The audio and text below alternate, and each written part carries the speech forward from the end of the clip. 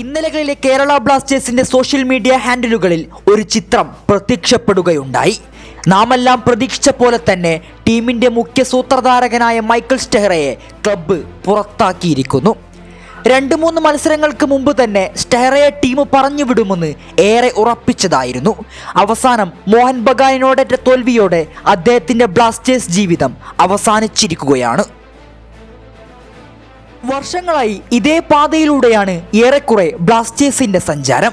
ഭീകര വാഗ്ദാനങ്ങളുമായി പലരും ടീമിന്റെ ചുമതല ഏറ്റെടുത്തെങ്കിലും അവരെല്ലാം പാതിവയിൽ ക്ലബ്ബ് വിട്ടതാണ് ചരിത്രം. ISLൽ 11ാം സീസൺ റണ്ണിംഗ് ആയിക്കൊണ്ടിരിക്കുമ്പോൾ അത്ര തന്നെ മാനേജർമാരും ബ്ലാസ്റ്റേഴ്സിന്റെ സ്വപ്നങ്ങളെ നിറവേറ്റാൻ എത്തിയിട്ടുണ്ട്. അതിൽ 3 വർഷക്കാലം ഗംഭീരമായി കളി പഠിപ്പിച്ച ഇവാൻ വുക്കോമനോവിച്ചിനു മാത്രമാണ് ടീമിൽ സ്ഥിരത നിലനിർത്താൻ സാധിച്ചത്. കോപ്പനും ഡേവിഡ് ജെയിംസുമെല്ലാം ബ്ലാസ്റ്റേഴ്സിനെ ഫൈനൽ വരെ എത്തിച്ചിട്ടുണ്ടെങ്കിലും കളിപ്പിച്ച 3 സീസണിലും പ്ലേ ഓഫിലേക്ക് ടീമിനെ നയിക്കാൻ ഇവാന് മാത്രമേ സാധിച്ചിട്ടുള്ളൂ. അതുതന്നെയാണ് കേരള ബ്ലാസ്റ്റേഴ്സിന്റെ ചരിത്രത്തിലെ ഏറ്റവും മികച്ചവനാണ് ഇവാനെന്ന് പലരും ഒരേ സ്വരത്തിൽ പറഞ്ഞു വെക്കുന്നത്. ഏഷ്യയിലെ ഏറ്റവും മികച്ച ആരാധക കൂട്ടമുള്ള കേരള ബ്ലാസ്റ്റേഴ്സിന് മാത്രം എന്താണ് ഇങ്ങനെ സംഭവിക്കുന്നത്? മോഹൻ ബഗാനും മുംബൈ സിറ്റി FC-യും അങ്ങനെ പ്രഗത്ഭർ ഇന്ത്യൻ ഫുട്ബോളിനെ അടക്കി ഭരിക്കുമ്പോഴും കാൽപന്തിന് വളക്കൂറുള്ള കേരളക്കരക്ക് എപ്പോഴും ഇങ്ങനെ തുടരുന്നത് എന്തുകൊണ്ടാണ്? ഇന്ന് ഇന്ത്യൻ സൂപ്പർ ലീഗിൽ കളിക്കുന്ന എല്ലാ ടീമുകളും കിരീടം സ്വന്തമാക്കിയപ്പോഴും ഒരു പതിറ്റാണ്ടായി ഒരു ട്രോഫി പോലും നേടാതെ അധഭാഗ്യരായി കഴിയുന്നത് എന്തുകൊണ്ടാണ്? ഇവാന് മുമ്പ് നമ്മൾ പതിവായി കണ്ടിരുന്ന മാനേജർമാരുടെ മേൽ കുറ്റം ചാർത്തുന്ന പ്രക്രിയ വീണ്ടും തുടങ്ങിയിരിക്കുന്നു.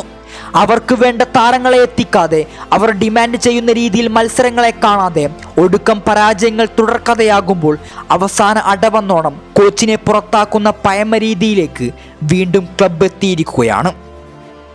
പഴയ മാനേജറെ പുറത്താക്കി പുതിയ മാനേജറെ വലിയ പ്രതീക്ഷകളോടെ വരവേൽക്കുന്ന ആ മോശം ചെയ്തി ഇനി ബ്ലാസ്റ്റേഴ്സ് ആരാധകർ വെച്ച് പൊറുപ്പിക്കില്ല.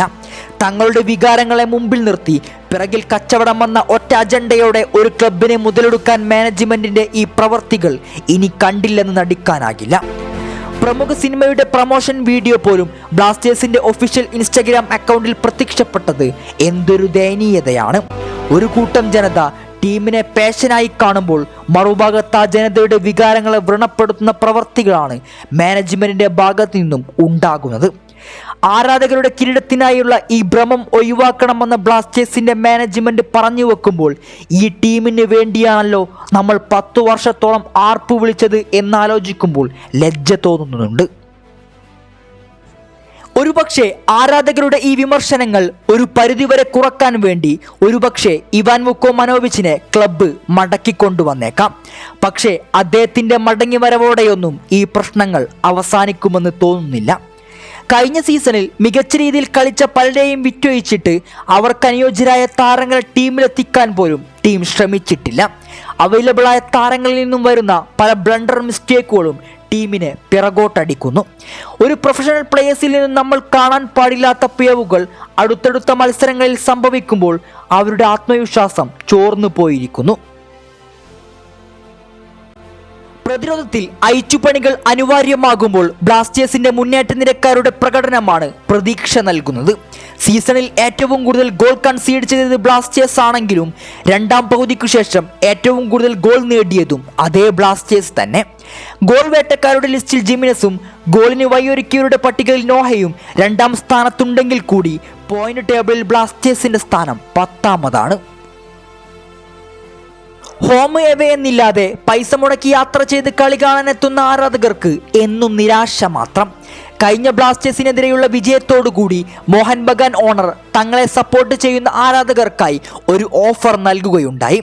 അടുത്ത ഹോം മത്സരത്തിൽ സ്റ്റേഡിയത്തിൽ ഫ്രീ എൻട്രി മോഹൻ ബഗാൻ അവരുടെ ആരാധകർക്ക് നൽകുമ്പോൾ കിലോമീറ്ററോളം യാത്ര ചെയ്ത് പ്രയാസങ്ങളും പരിഭവങ്ങളും എല്ലാം മറന്ന് കളി കാണാനെത്തുന്ന നമുക്ക് എന്താണ് ബ്ലാസ്റ്റേഴ്സ് മാനേജ്മെന്റ് നൽകിയതെന്ന് ഓർക്കുക.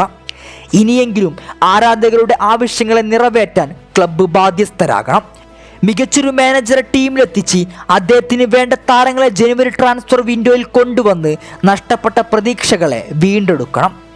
മാനേജ്മെന്റിന്റെ ഭാഗത്തു നിന്നും മികച്ച തീരുമാനങ്ങൾ എത്തുമെന്ന് ആത്മാർത്ഥമായി ആഗ്രഹിക്കുന്നു.